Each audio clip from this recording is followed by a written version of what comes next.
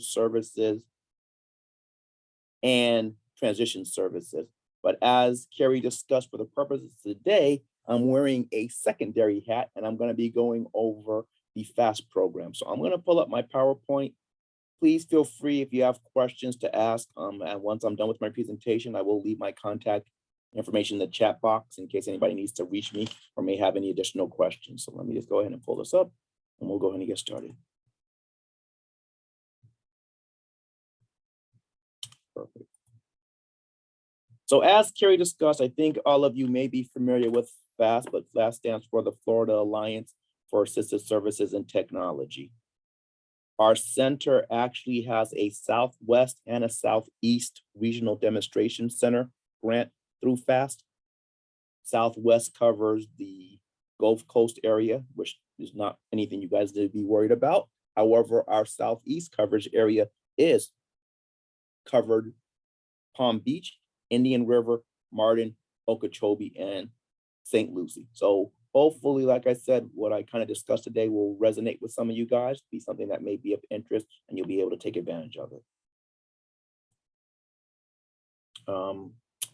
For those of you who aren't familiar with FAST or may not know what it is, it's been funded through the Assistive Technology Act of 2004, and that's the Florida statute that kind of governs us. And essentially, kind of summarizing FAST in a nutshell, it allows for the demonstration and the learning about what technology is available to assist someone with the activities of daily living, which can include, and it also encompasses employment. So it could be any type of activities of daily living that you may need to be able to use or demonstrate some assistive technology. You see some examples here on the screen that will help somebody in their day-to-day activities, in their day-to-day living.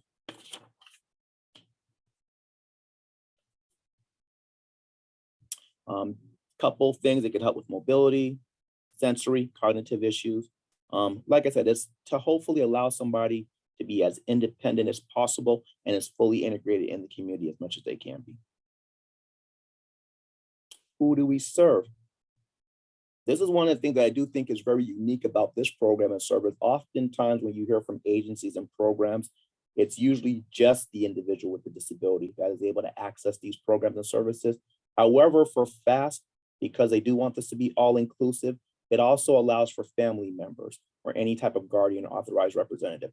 And it also allows for the community at large to be able to get device loans and kind of learn a little bit more about the equipment and technology from education facilities, employers, healthcare providers. So if you know you're going to have an individual disability and maybe want to be able to more effectively communicate and interact with them, you are able to check out the equipment, sample it, and try it out and see if it may be something that will be beneficial.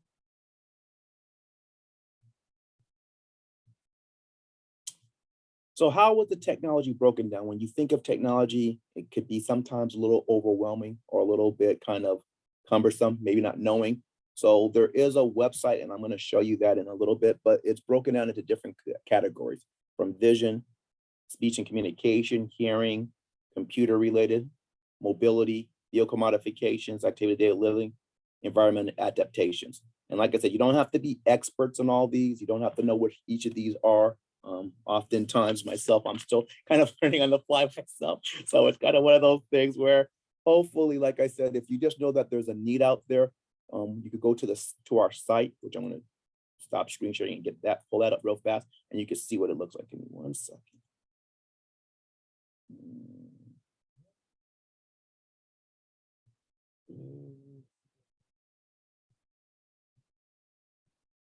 Give me 1 second, my apologies.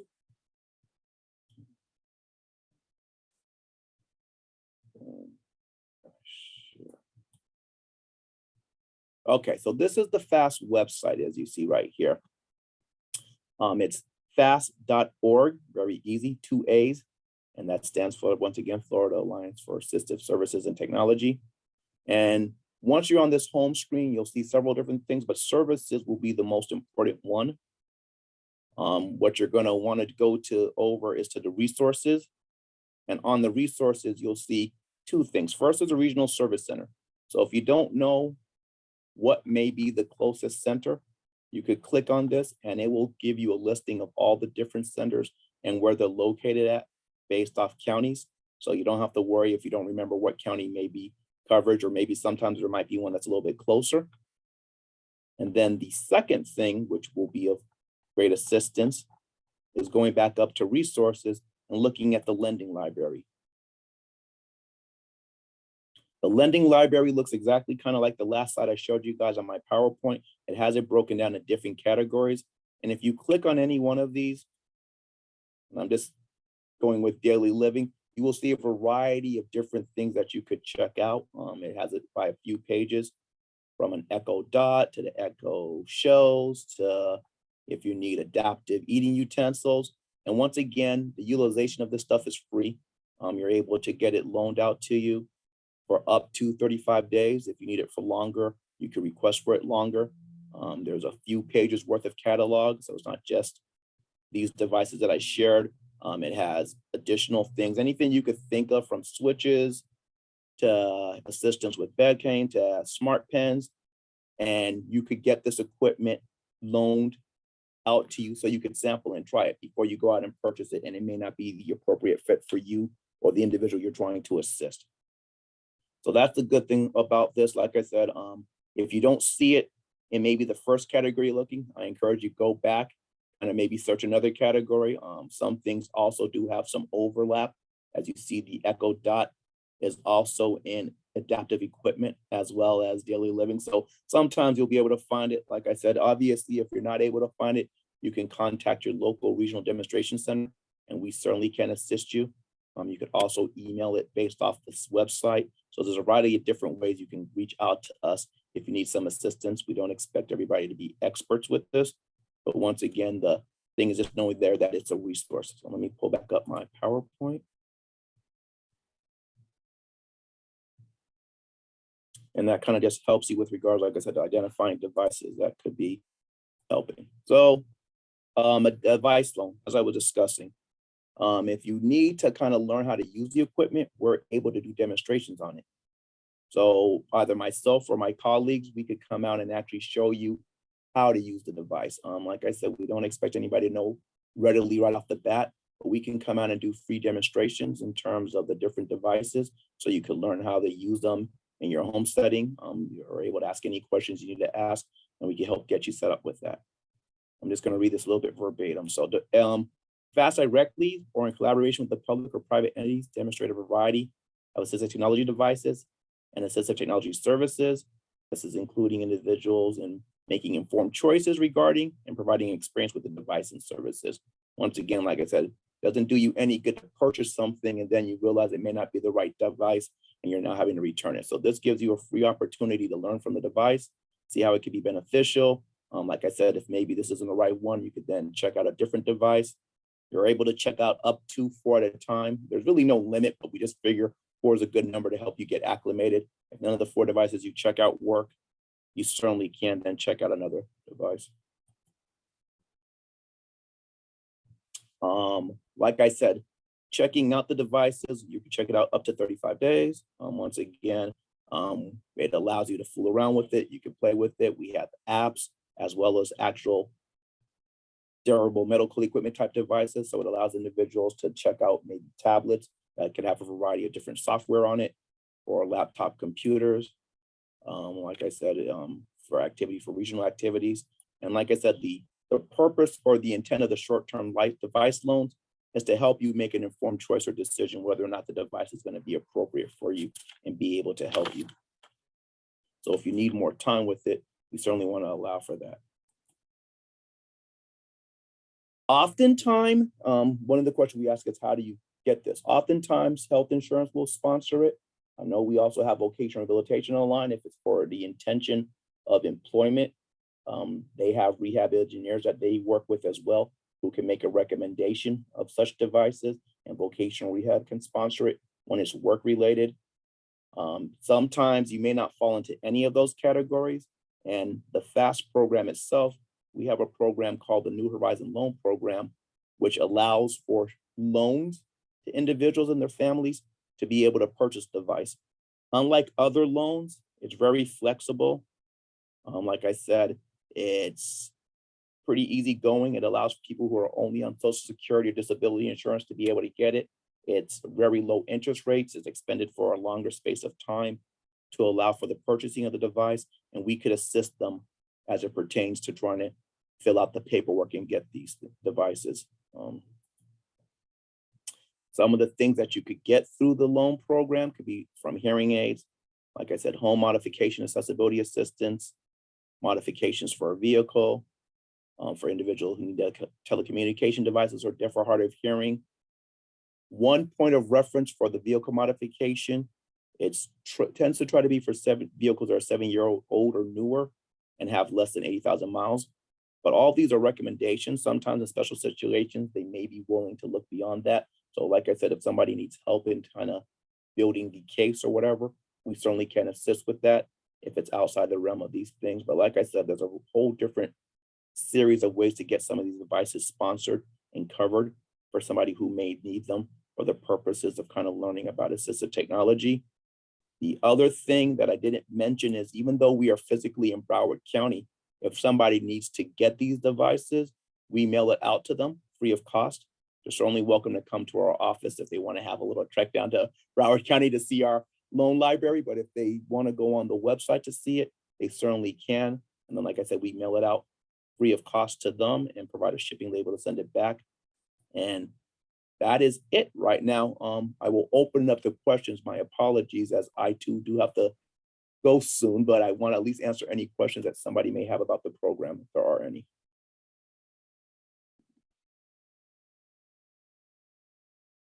Either I've totally confused you or there's no questions, but I appreciate it. Like I said, I will leave my contact information in the chat box in case maybe you think of something, as well as the website for FAST.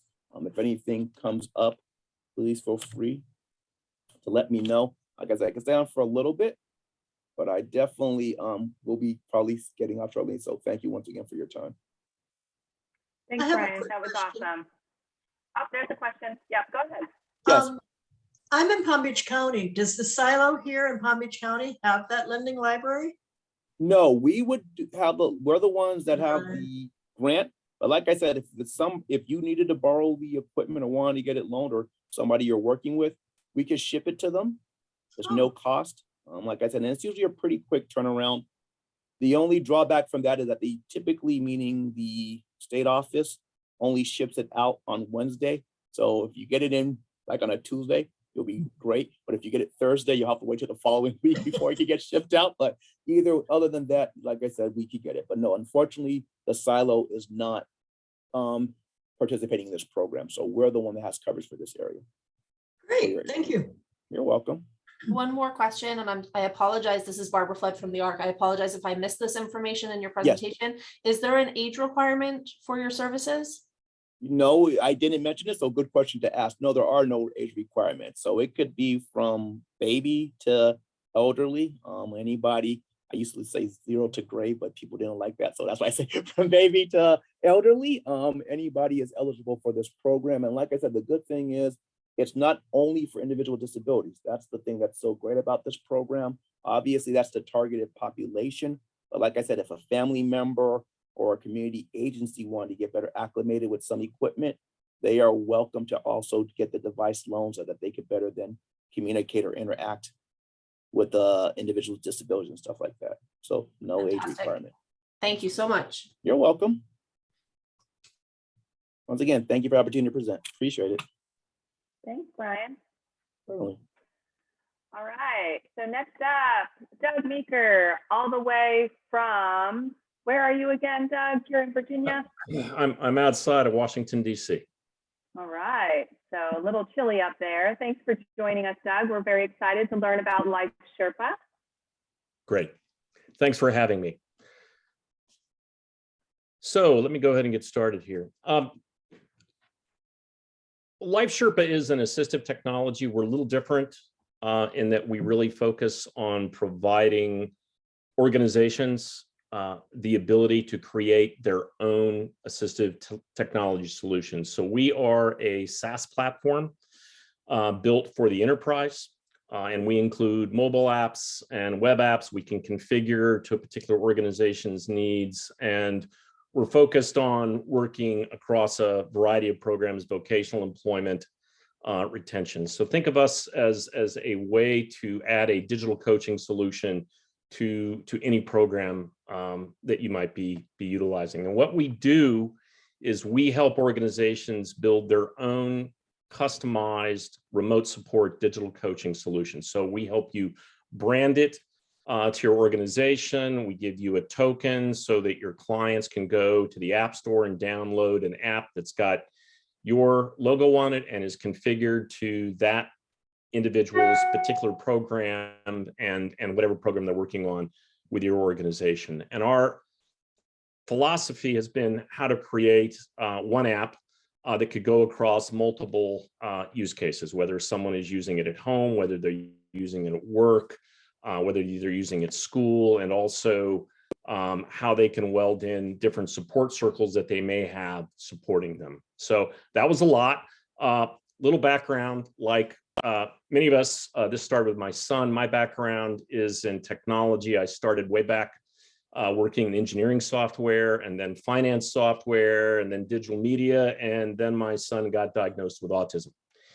And I was working with a group of ABA therapists, and we were looking for different ways to help him overcome his executive functioning challenges, getting ready for school, brushing his teeth for more than 1 or 2 seconds, all of those typical challenges. And that's kind of where LifeSherpa started. We originally built it to work with families and with therapists. And then we started a journey where we started interacting with human service organizations and others. And then it kind of morphed into something for organizations versus strictly for families.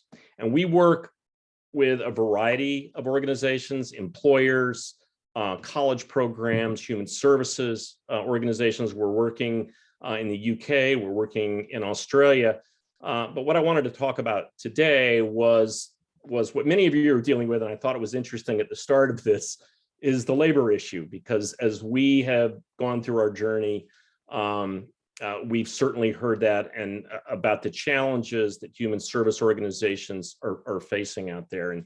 And that kind of focused our quest on how we could use technology to help many of these organizations be able to do more, get better visibility into what they're doing, but help them address some of these workforce development problems. So we're focused on 3 specific areas. One, how we help organizations with their capacity, their visibility, which is a key issue. What are the metrics and the data that you've got going in your programs that will help you figure out how to do more? And most importantly, and kind of where we started with Scott, how to drive that independence. By the way, he's been using LifeSherpa now for 4 years. He has not missed the bus, and he now actually brushes his teeth for 30 seconds instead of 2. Still irritates his sister, but major progress, trust me.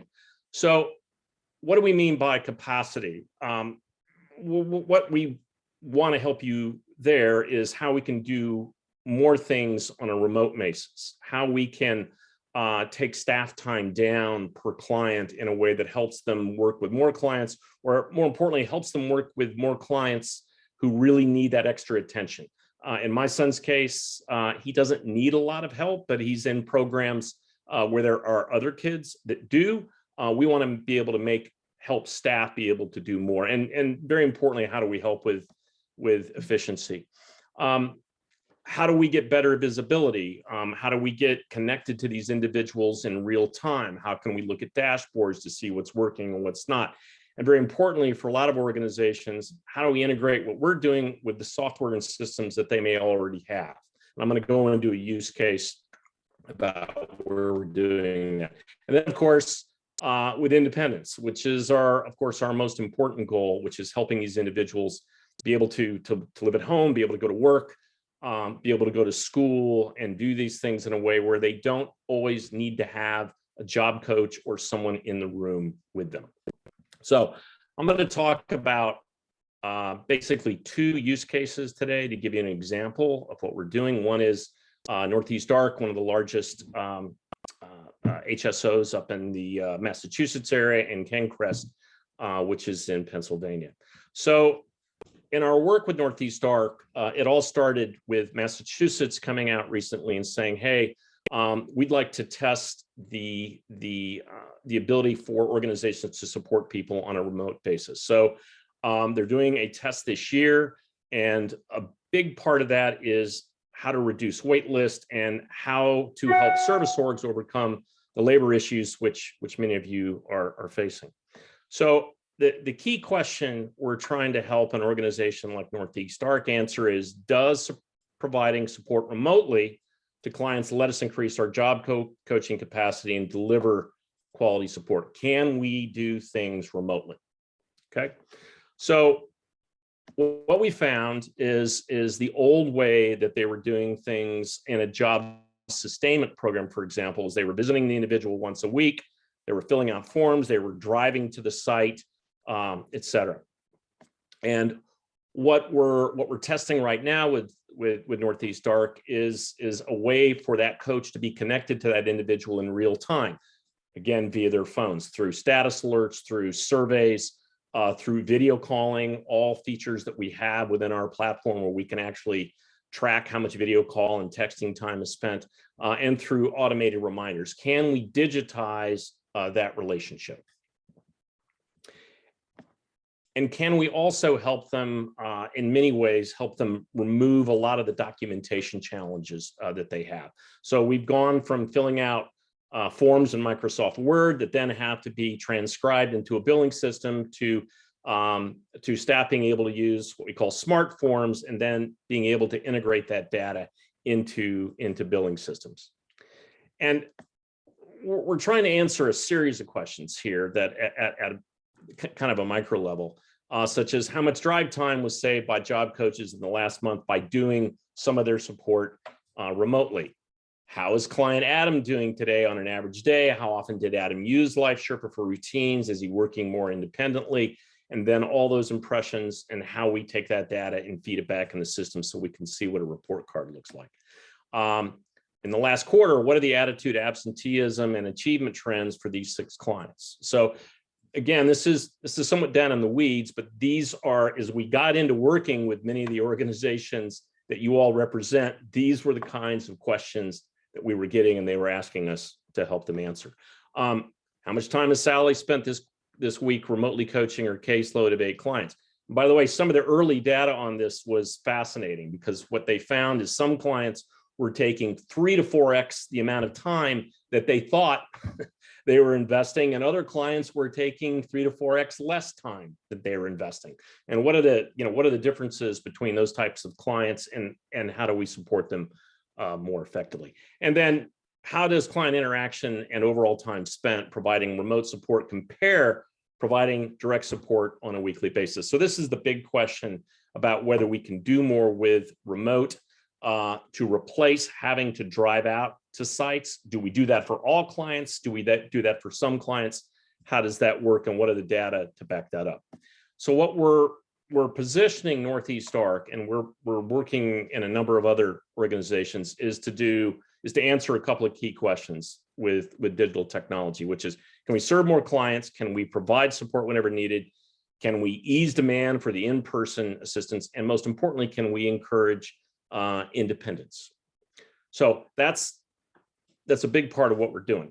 I'm going to talk next about a program that we're doing with KenCrest. Most of you are probably familiar with Project Search program. This is at a hospital up in the Philadelphia area, where we're looking to provide a very, very customized remote support solution. And one of the key things that we learned early on in our journey is that many organizations have their own content and processes. So how do we build those into the platform?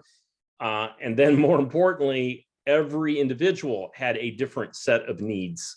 And can we address that? So what we're building is a way to scale the ability to customize a solution down to the individual level. Just an example, one of our college programs where we're working to in some cases, we have a routine that gets 20 kids up in the morning. And we started with one standard routine, which includes, getting up, taking your meds, blah, blah, blah, blah, blah. We have now 19 different versions of that same routine, because we allow the administrators allow the kids to go in and move steps around or add steps that are specific to them. And that has been very effective in helping them overcome the challenges. And in fact, in that one program, we no longer have an RA knocking on doors. They're doing everything through the app. For our program in Philadelphia with Project Search, we created a very custom program, and I'm going to use one young lady as an example. And if you'll see here right in the middle, you'll see that picture of a hallway, okay, with an arrow in it. This was to give her specific directions on how her job was to take the blood from one lab to another lab, okay, and she had to walk through the hospital to do that. So we actually built a routine for her that took her step by step through the causeways to get her to the right place. And then we also added in task lists and resources and checklists, and then provided her with a way to easily text and video call her coach if she needed assistance. So, and this is, her name is Lily, okay? And there's actually a story up on Facebook about this. Big challenge she had is she often got lost transporting the blood work to the lab. And in order to find her way, she would stop people, or she would call her coach, and there was a lot of friction in making that done. And secondly, when she got to the lab, she wasn't always real clear on what her role was and all the things that she needed to do. So what we built for her was a way that she could see her route, like I showed you on the previous slide. And by the way, the great news, and one of the reasons why this is up on Facebook, is she no longer needs to use our technology to get around the hospital. She has generalized it through the pictures and the steps. She's been able, and where she can just get to the lab now with no help. She uses the checklist that we built in once she gets to the lab to go through all the things that she needs to do. And most importantly, she's made friends at the lab, and she's been able to double her confidence level. And the big part of this is a very customized approach to the tools and the activities that she needs to be able to go through. And what we do with that is we include self-check and self-audit, and then we're collecting data on the back end to be able to track all those things. So, and by the way, I'm more than happy to give anybody a very personalized demo.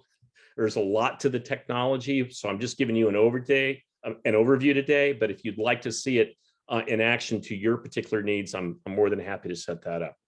So in a nutshell, what we're doing for Project Search in that case is giving them expanded capacity, driving greater client independence, and hopefully, as we've seen earlier with Lily, a higher degree of job success. So again, we are a full enterprise platform. Think of Salesforce.com or any other large CRM or enterprise platform. There's an app for the client. There's an app for the coach. You can have multiple coaches to clients. You build all this on an administrative desktop. There's a library and training portal and an analytics console.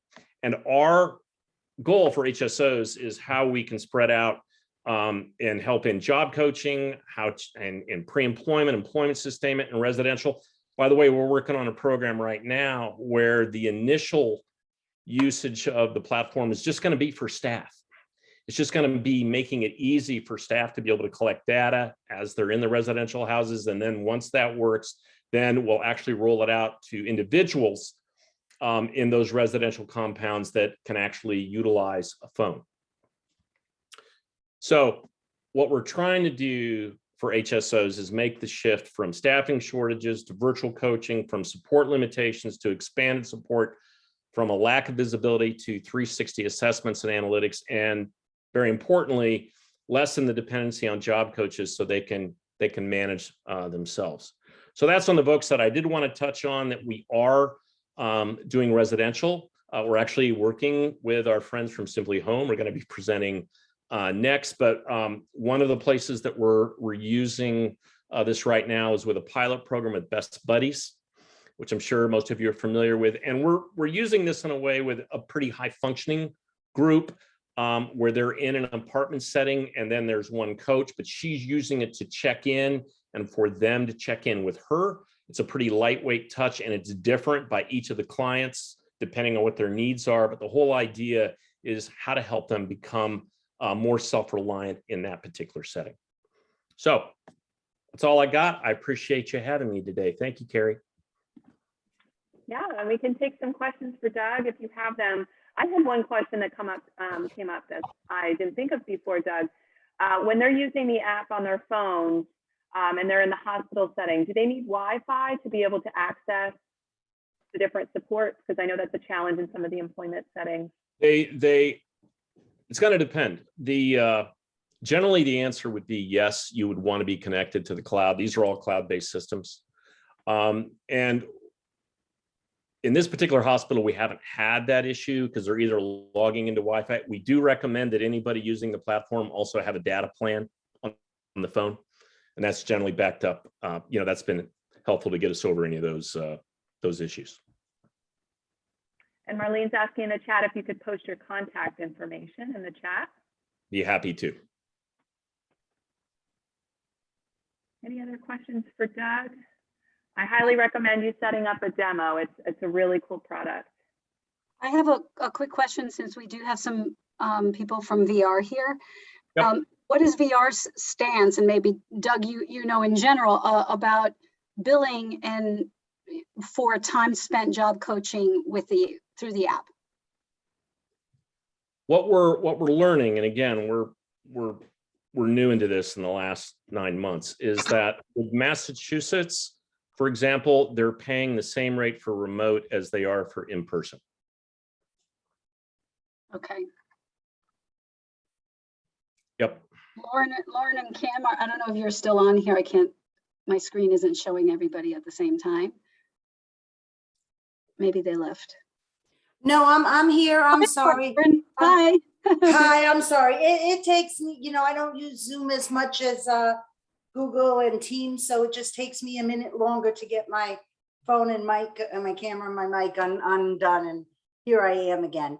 VR does have set rates here in Florida for certain services, all available on rehabworks.org and Sunshine Law Public Knowledge. There it all is.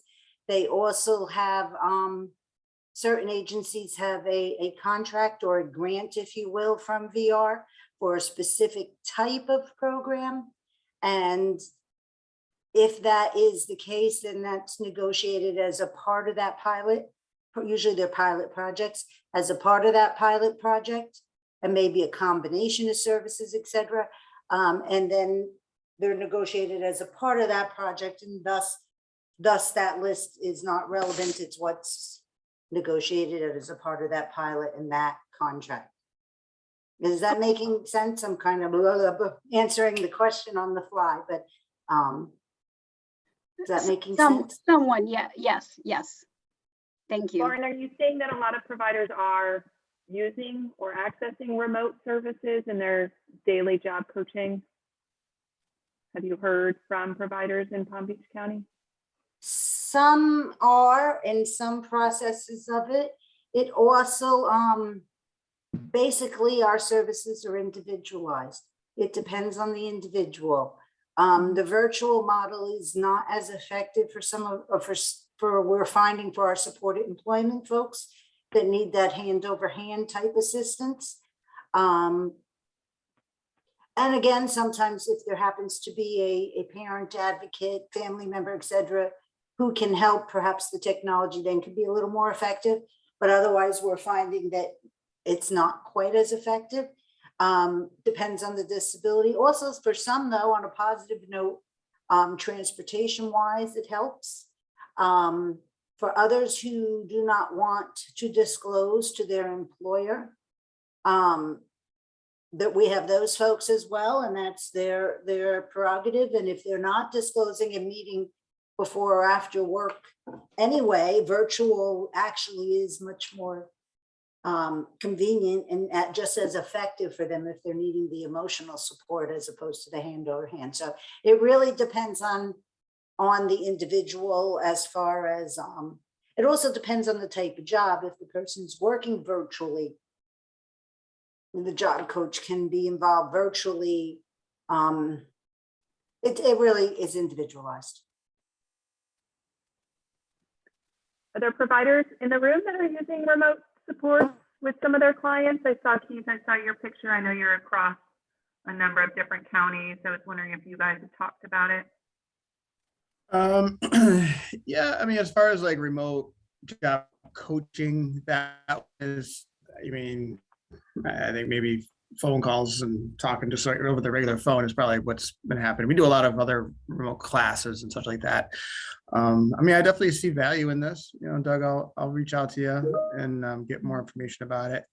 You know, VR isn't a hourly billed program. At least not all the services, most of them are benchmark. So BD is a little different. They're an hourly bill program. And last time I checked, they weren't allowing for any type of virtual billing, but for the VR model, it might work out actually pretty well.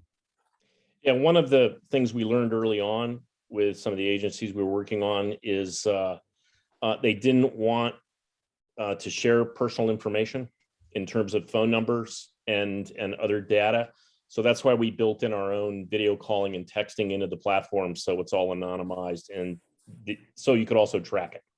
So all that remote interaction is done through a third party. And I would guess you don't have to have like FaceTime in order to be able to do the video. No, we built our own FaceTime. Yeah, and that's definitely got that definitely seems like that'd be helpful. Yep. Carrie, thank you for having me. And again, I'll post my email address into the chat. And if anyone is interested in drilling down more, just respond to the email and we'll set up a time. Wonderful. Thank you for coming, Doug. We really appreciated your presentation. Great stuff you're doing. Thank you. All right, next up, Emily Danciu Grosso. She's here from SimplyHome. So we're going to transition the conversation from employment to a little more residential, and she'll talk to us about what her company does throughout the United States, and then specifically Florida as well. Emily?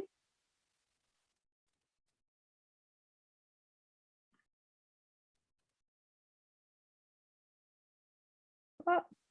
Okay, so hopefully everybody can see my screen now. I can't see you, so I'm guessing that you can see it. Looks great, thank you. All right. So as Carrie said, I'm Emily Danciu Grosso, and I'm the marketing and sales coordinator with SimplyHome.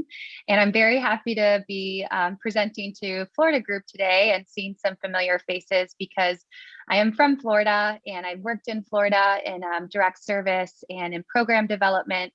I also have a sister with a disability, so I'm really excited to share this information with you all, and kind of echoing the conversation that we just had in terms of looking on a state level and seeing different opportunities there is to look to utilizing some of these technology solutions and provide remote supports. So we are based in Asheville, North Carolina. However, we work throughout the US.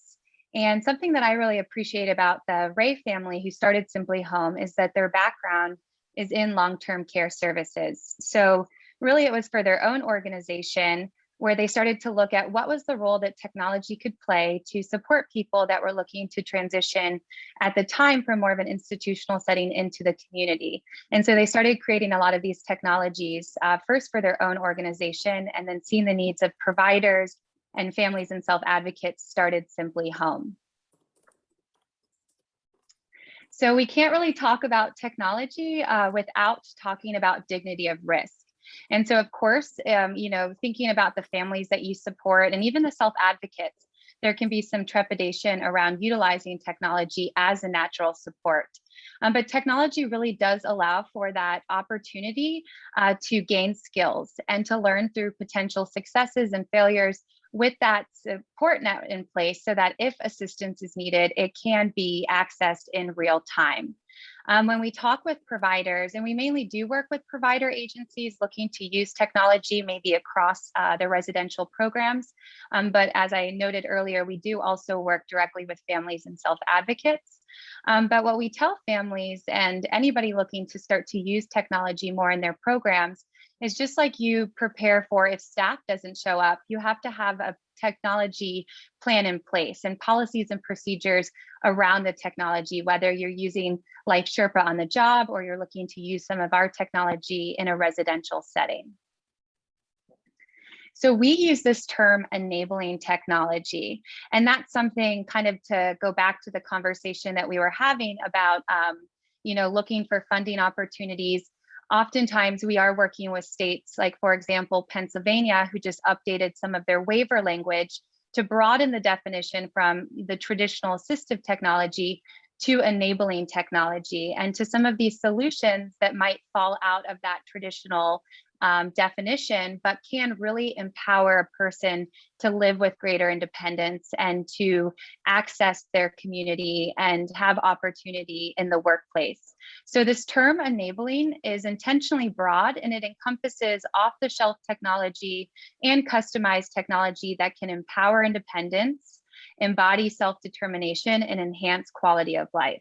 And so what you'll see on my screen are different pieces of technology. You can see some that you might be familiar with and actually have in your home. And then the SimplyHome sensor-based system, which may not be as familiar to you.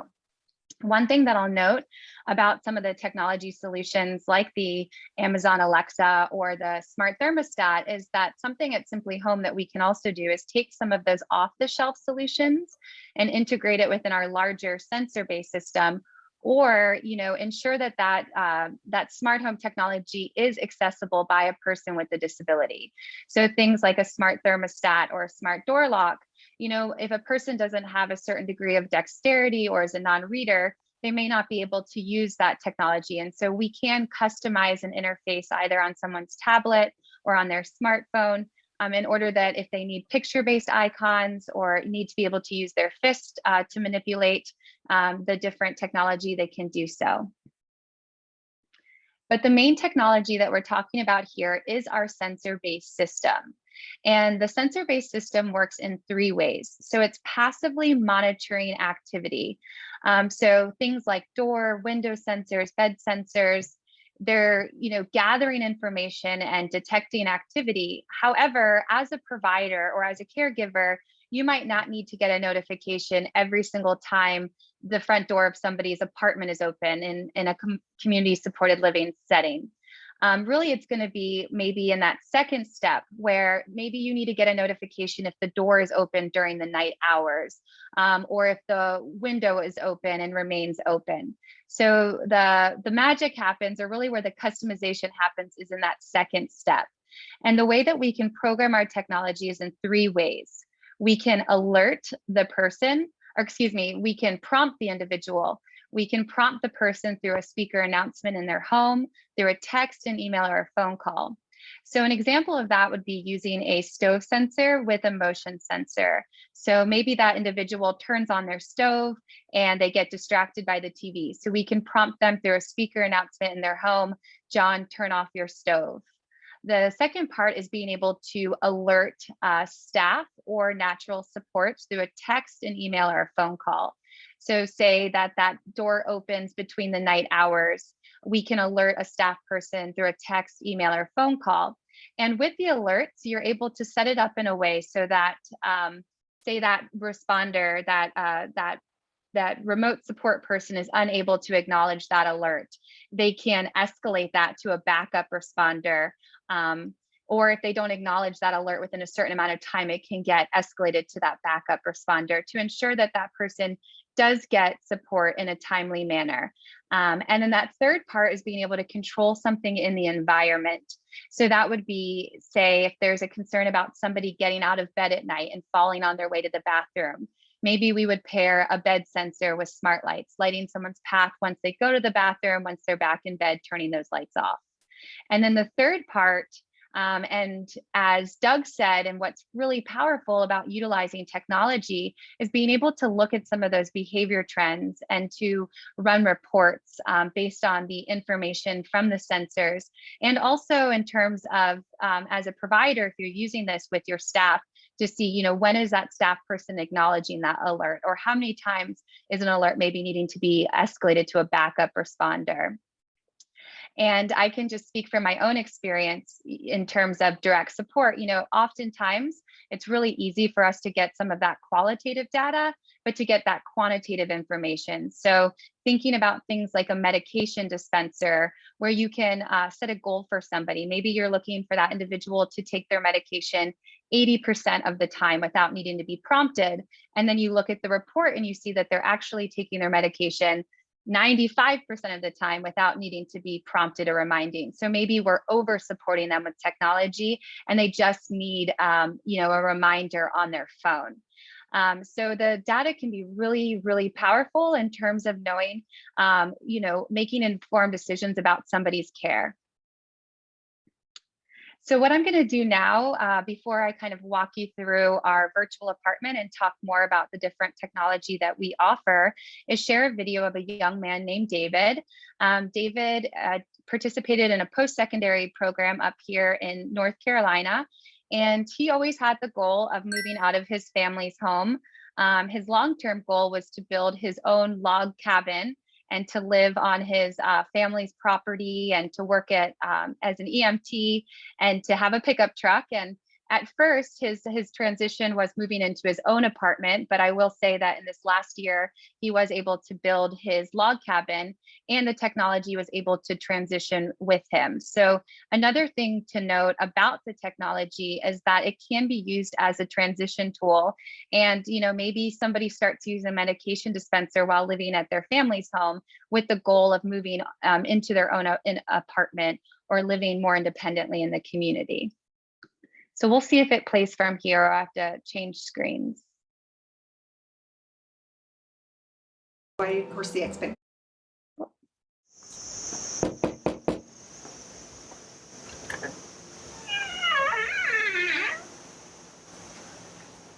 Hi.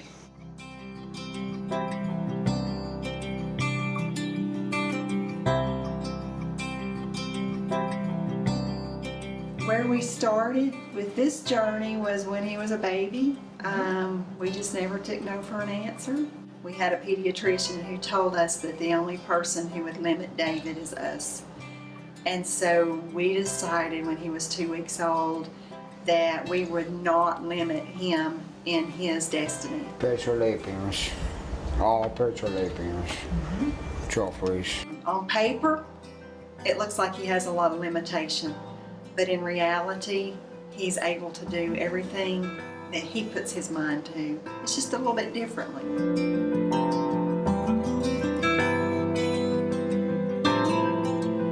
When he graduated, of course, the expectation was that he would have his own place.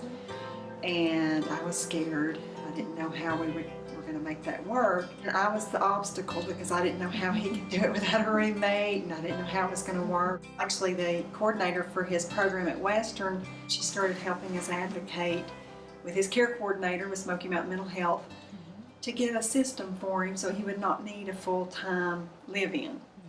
And it's worked beautifully.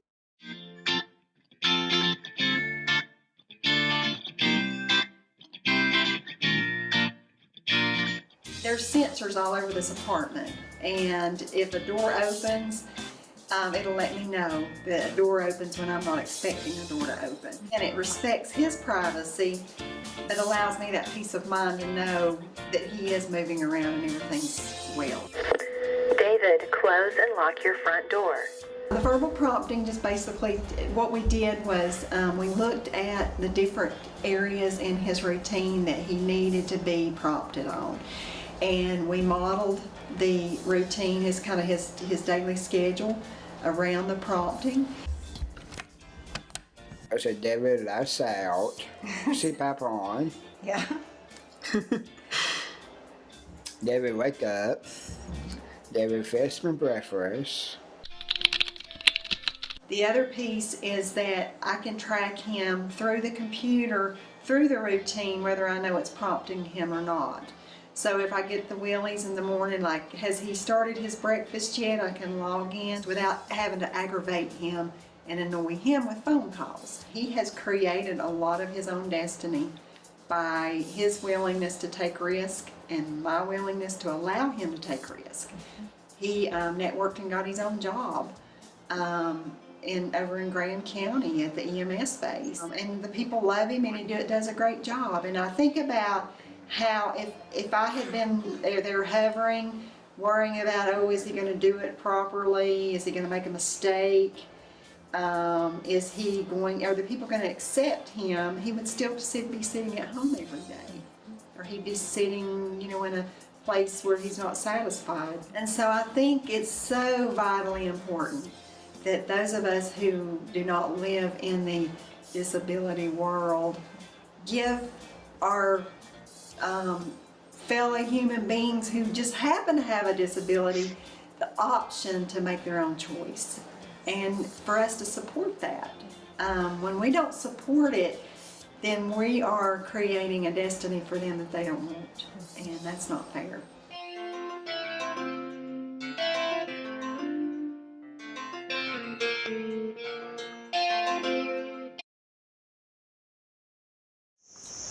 Oh. Okay, so now I'm going to hop on over and show you,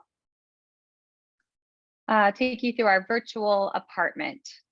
We do have a demo apartment in Asheville, but of course we don't have as many in-person visitors. We did put together about a 20-minute video walking through our demo apartment. So if you are more of a visual learner and you kind of want to see the pieces of technology, I recommend checking out this link.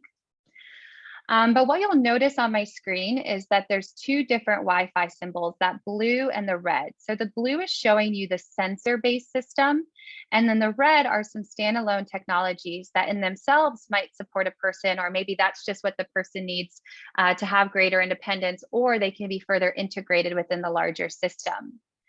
One thing that I'll note too that's really important, especially as we look to use technology to support individuals, is that we really take that outcomes-driven approach as opposed to a device-driven approach. So, you know, when we think about smart home technology, or we think about technology in general, our minds might go to the latest and greatest or flashy products, but that's really not the best approach in terms of the technology is always changing. And also one piece of technology can be applied an infinite amount of ways specific to that individual's needs. So when we talk with providers, we're always encouraging them to really look at those outcomes that we're looking to achieve, and then kind of build that system of support around the individual. And just to note in terms of how fast technology is changing, as you saw in that video with David, he had a white box that was called our Butler, our older sensor-based system, and that was about 25 pounds. And our newest system, the Firefly, it's less than a pound. So it's just kind of incredible when you think about that, and just, you know, the beauty of that advancement as well is that technology is becoming more affordable and accessible as well. So this is our sensor-based system, and this is what we call the Firefly. And this is what the various sensors kind of communicate back to. And then based on how that technology is programmed, we'll determine what happens next. Once again, three things can happen. We can prompt the person, or we can alert staff or natural support, or we can control something in the home environment. So different sensors that we might use with our sensor-based system would be a door or a window sensor. We can also use these sensors on a refrigerator, or on a food pantry, or on a medication cabinet. And the sensors are going to let you know if something does or does not happen when you would expect it to. So an example would be using a sensor on a refrigerator. And maybe you set a rule that if food is not accessed by 9 a.m., alert staff that food has not been accessed, letting you know that maybe that person isn't up and moving around when you expect them to do so. Or we would see using these sensors on doors or windows. Sometimes in certain states where the provider has the opportunity to maybe fade out, you know, overnight awake support, they might have their support person in a central location, you know, with different houses, and utilizing the sensor so that if the door opens during the night hours, send that alert to staff that the door is open so they can follow up and provide support, and also prompt that person, you know, John, it's time to go back to bed, and kind of redirect them at that time.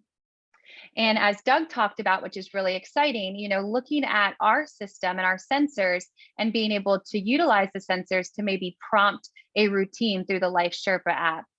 So I'll give an example when we talk about the stove sensor, but even thinking of maybe using the sensor on a bathroom door. And at certain times when the bathroom door is open, prompt that person to use their LifeSherpa app to walk them through their different tasks, whether that's brushing their teeth, as Doug shared with his son, or other, daily hygiene routines. So there's many different ways that these technologies can really work together in a comprehensive way to provide support and empower that independence. This would be a bed or a chair sensor. When I talk about this sensor, I like to note that one sensor can be used differently based on the time of day.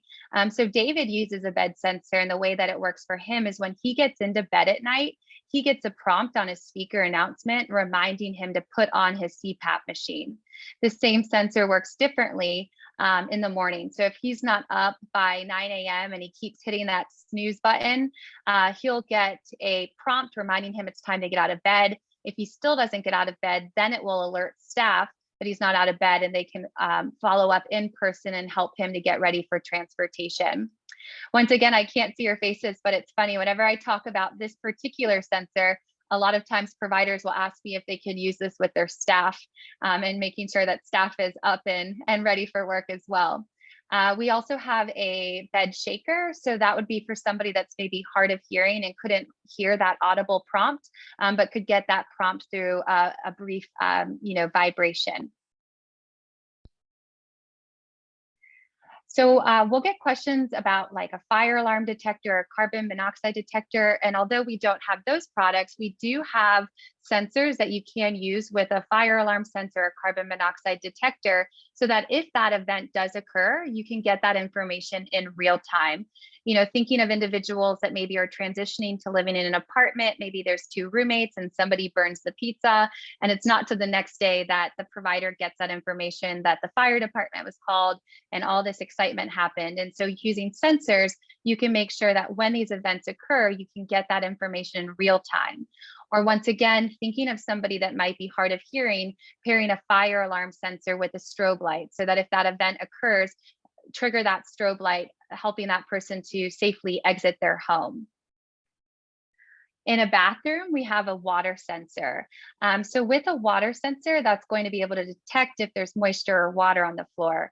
So even thinking about somebody that needs 24-hour in-person care, maybe someone that has some physical challenges, the difference of having that staff person sitting on the toilet, making sure that they exit the shower safely, or being in a different area of the home, and if assistance is truly needed, can get that notification and then provide support to that person.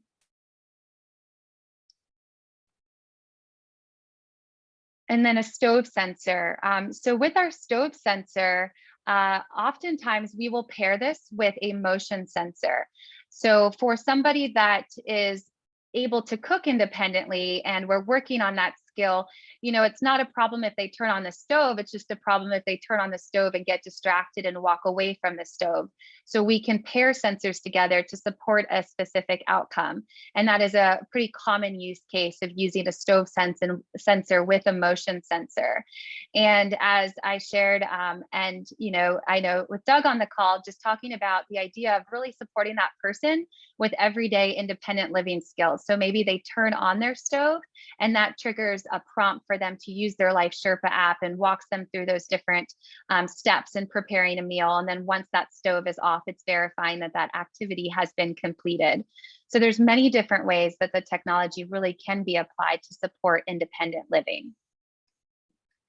So those are some of our main sensors. And when we are working with providers and equipping them with the technology in order that they can provide remote support, if possible, within the state, or just knowing that all organizations are faced by such a staffing crisis, that this really does allow an organization to effectively and efficiently provide that quality support, both remotely and in person. We see the need of a provider to be able to drop in and to check in on the person remotely.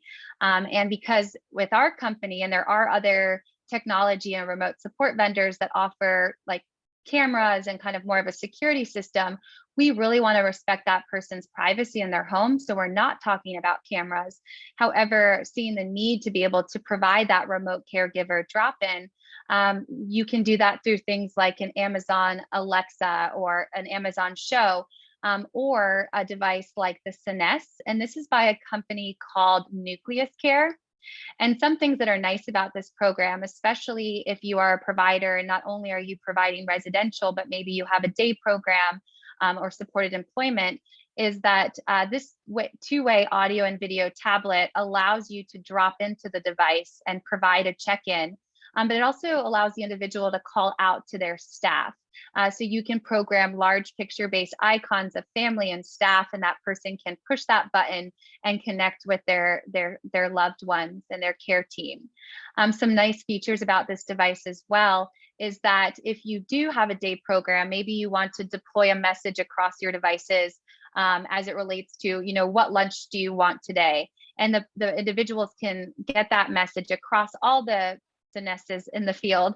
And once they select something, then you can get that information reported back to you. Or maybe you're using this tool and each day the individual is identifying how they're feeling, great, so, not good. And dependent on what they select, we'll send that report to you. So maybe they identify that day as not feeling well. So your team can get that notification and then follow up and check in with that person. The other great feature that's new to this device is the ability to do group instruction, but the individual can only see their instructor. So I know when my sister's day program went virtual and I was teaching chair yoga, it can get really hard for some of the individuals that we support in terms of having 30 videos. So this is really nice because the individual is only going to see the instructor on their end. So once again, if you're interested in this particular product, not only can it be a part of the sensor-based system and allow a provider to provide remote support, but it's also a great tool in different program areas as well. So just a few other devices, because I want to be mindful of everybody's time and leave plenty of time for questions. In terms of exterior safety, some of the technology that we offer would be a Ring doorbell. So from an organization standpoint, when you start thinking about utilizing technology, smart home technology, it can get kind of hard to manage a bunch of different apps and pieces of technology. So another benefit in terms of working with the technology vendors that you can access all of your technology in one place. So we have a back-end client portal where you can see, the various Ring doorbells that you might have in different locations in the community and the status of that technology. But we can also further integrate that within our system. So say, for example, there's somebody where there's a concern about wandering or elopement. We might pair a door sensor with a Ring doorbell so that if somebody opens that door, alert staff that the door has been open, and also turn on that Ring doorbell so we know the direction somebody is going and what they're wearing at that time. Or, commonly with providers, they might use Ring doorbells so that if there's a person at that individual's home, not only can the individual communicate back and forth with whoever's at their house, but that provider also gets that notification and can communicate back and forth. Another use case I've seen is for somebody that's hard of hearing. Maybe we pair a Ring doorbell with a smart light. And if somebody's at their home, turn that light on 3 times, letting them know somebody's at their front door. So once again, there's in terms of working backwards. So what does that person need, or what can help them to be more successful or to live more independently or not need 24-hour in-person staff, and then building that system around that person, because there's so many different ways that each piece of technology can support an individual. And then this is a smart lock. There's 2 different products that we carry. This is the Yale Smart Lock. And what you'll see on my screen is that not only does it have the key entry, but it has the PIN code. And so you can set up to hundreds of different PIN codes. So thinking about a person that maybe receives in-home support by multiple staff people, and knowing that there is a lot of staff turnover, each staff person can have their own unique PIN code. So if that person is no longer providing support, instead of having to replace the door lock, you can just delete that code.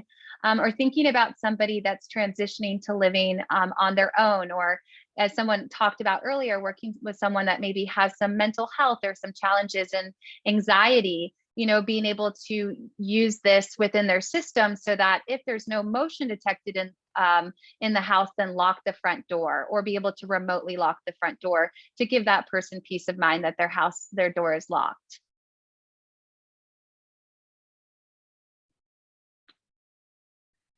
This is our medication dispenser. This is one of my favorite products. I use this with my dad. And some of the things that's nice about this device is it's about the size of a dinner plate. So thinking of somebody that might have some memory challenges, and with my dad, he was always misplacing his pill box, but this one is pretty hard to misplace. And you can set up to 28 doses of medication in advance and 4 alarms on the device as to when somebody would be needing to take their medication. And the way that it works is when it's time to take the medication, the device itself will have a red blinking light and an alarm letting the person know it's time to take their medication. And then similar to the other technology, you can customize it in different ways. So for my dad, if he doesn't take his medication out of the device within 5 minutes of the device sounding, then he will get a phone call reminding him to take his medication.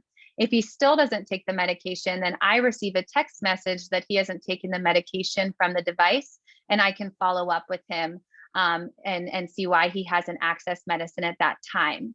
You might be able to see that it does have that lock feature, but that's really more so to keep the medication organized in the device. So this is for somebody that is medication compliant and just needs that kind of additional prompt and reminders as to when medication is needing to be accessed.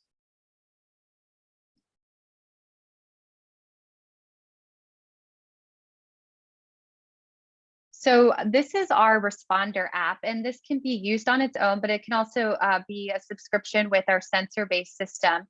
And this is also a tool just to really help with staffing efficiency and accountability. So unfortunately, it does not replace your kind of clock in and clock out. However, what you can do is you can set a window of time in which somebody would be checking in to provide that in-home support. Maybe it's 15 minutes early or 15 minutes late. And if they don't check in on their phone at that time, it can send that notification to a manager or send that notification to a backup support person. You can also create a task list. So maybe somebody comes in early in the week to work on meal prep or laundry, and so they can check off what has been completed and what tasks still need to be finished. And then the other part to this is just kind of one other layer of accountability would be using a Bluetooth beacon.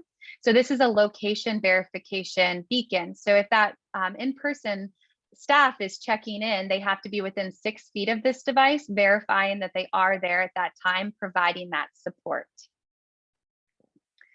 So I talked about some of the different smart home technology, like the smart lock. We also offer a smart automatic door opener, smart lights, and a smart thermostat. And I'll share a picture on the next slide of kind of what that customized interface or home assistant would look like. So lastly, we do have a personal emergency response system. And many of you are familiar with this. This is the PERS. This would be one product that would get routed to a call center that would determine if emergency assistance is needed, or if it's not an emergency and maybe that person's care team just needs to be notified. So with this device, there is the push button. There's also the wearable lanyard or wristlet. With our sensor-based system, so outside of the PERS, another thing that we commonly will do is use large switches or buttons, maybe by the side of a toilet or in the kitchen or the side of a bed, that person can push that button and the alerts can go out to whoever it's set up to receive those alerts.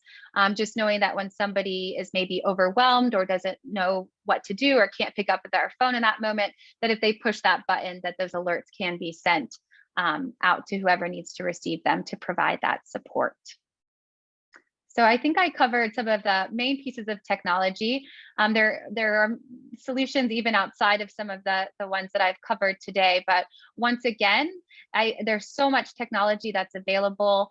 So really kind of working backwards from what are we looking to accomplish here and what would make the difference in terms of giving this individual the opportunity to be as independent as possible.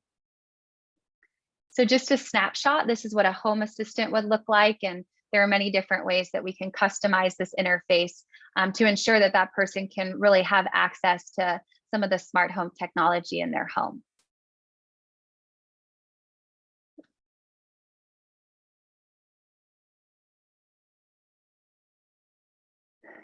So as Doug introduced and has been talking about, this idea of remote support or starting to offer remote support services.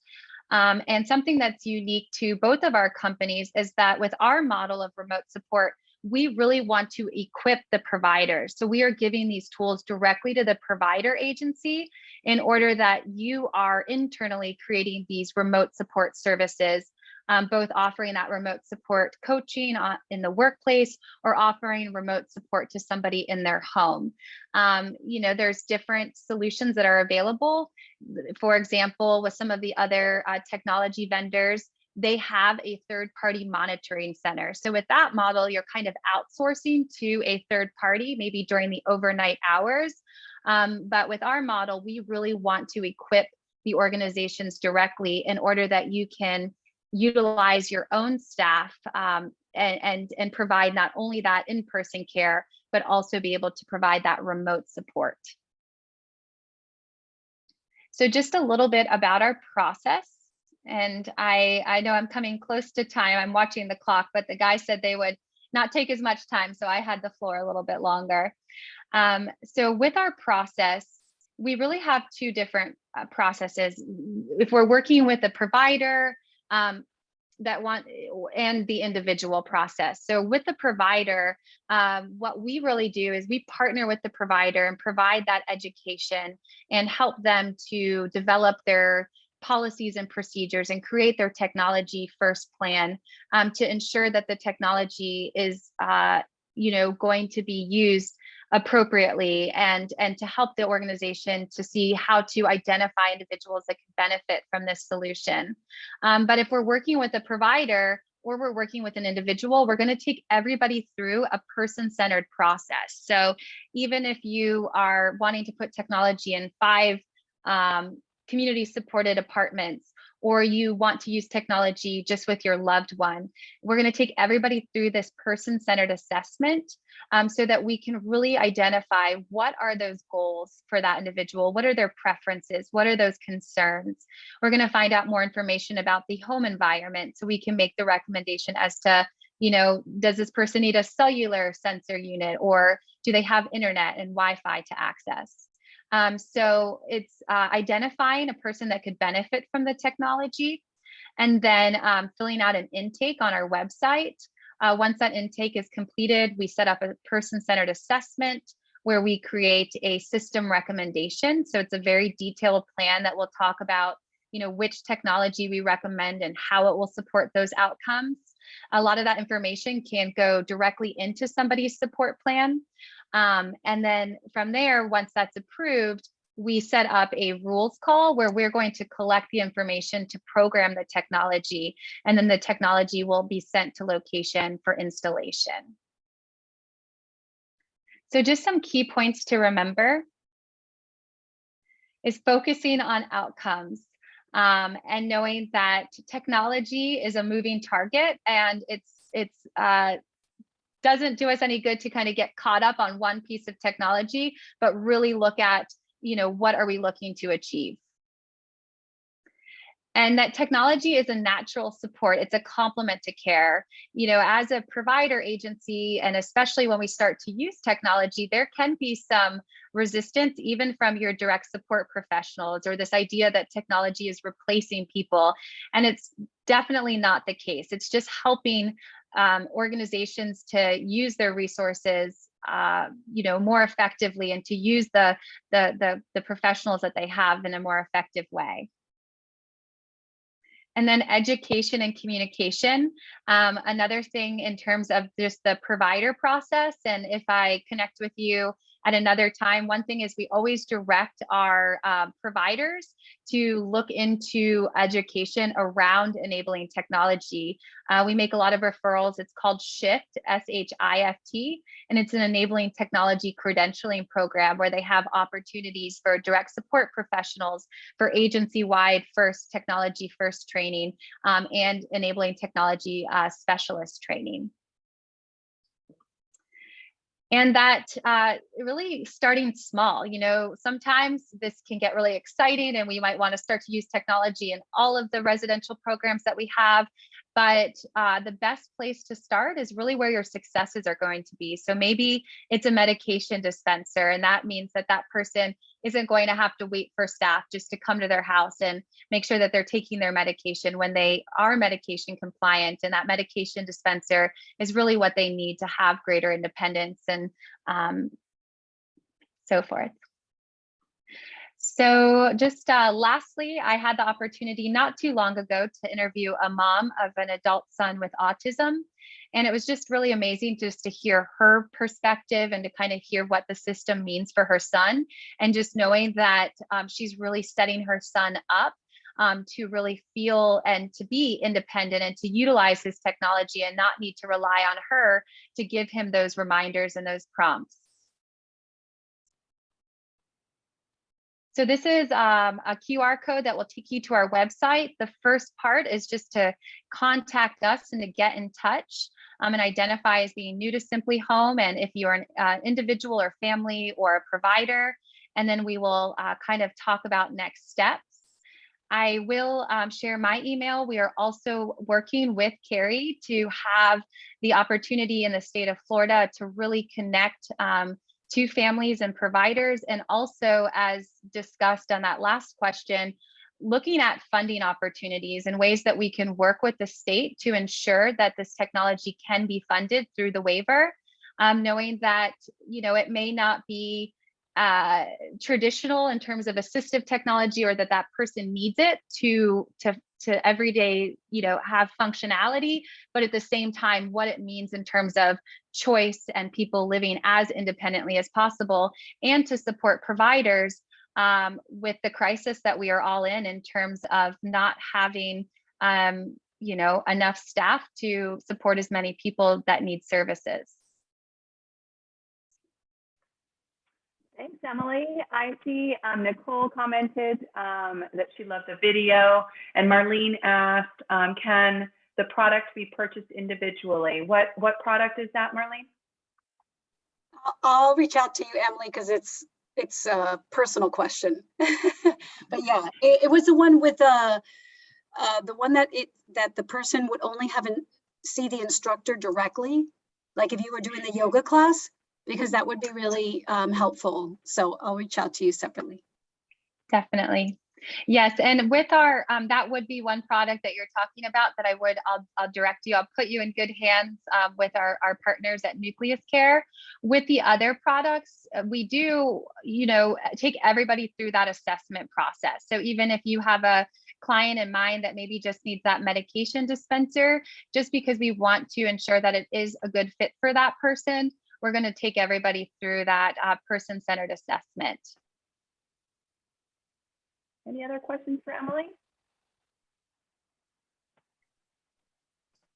I have one question. Go ahead, Penny. Hi, Emily. Hi. With your pill dispenser, is it like just for one pill, or does it do it rotate per day, or how does that, or do they have to get it out themselves? Is it just a reminder?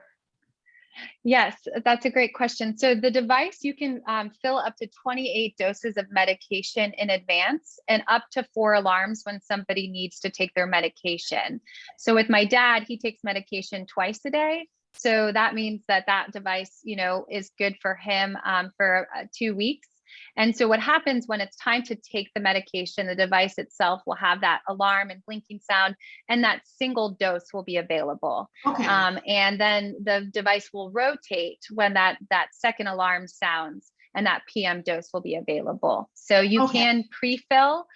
You can also get additional trays. So for somebody that maybe has a nurse that fills their medication, or a pharmacy, you can have them pre-fill those trays.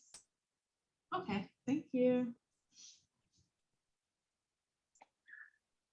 And I'll also just emphasize again, in terms of some of the work we've been doing in the state of Florida, and really looking to see what funding is available, and where can people get these solutions if they are looking to have that, wanting to live more independently in their community.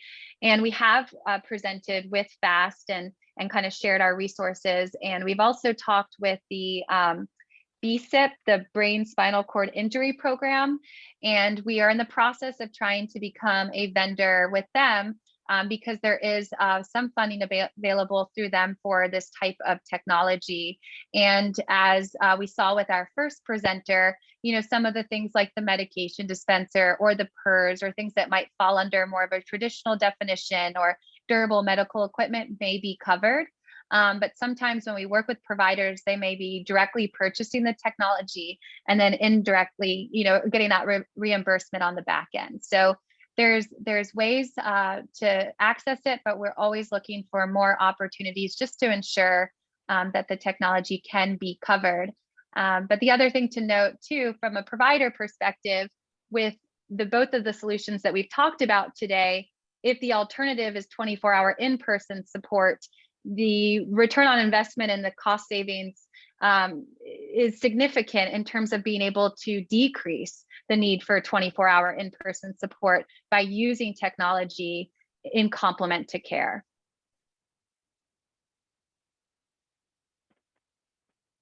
That's a great point. I don't see any further questions in the chat. We hope you all enjoyed our technology-focused presentations today. We are looking potentially to continue our topic of housing for next SNAC meeting. We're going to, we've been asked to focus on family-created housing solutions. So we're going to look at families that have created housing solutions for their adult children, and we'll hopefully have more information soon about that meeting coming up. If anybody has any ideas for topics, that you would like to see as part of the SNAC meeting, you have my information. You can certainly send us, what your ideas are. And thank you all for speakers for providing this information, and thank you all for attending. And we will see you all in May. All right. Thank you. Thanks. Take care. Thank you. Bye, everyone. Thank you. Thank you.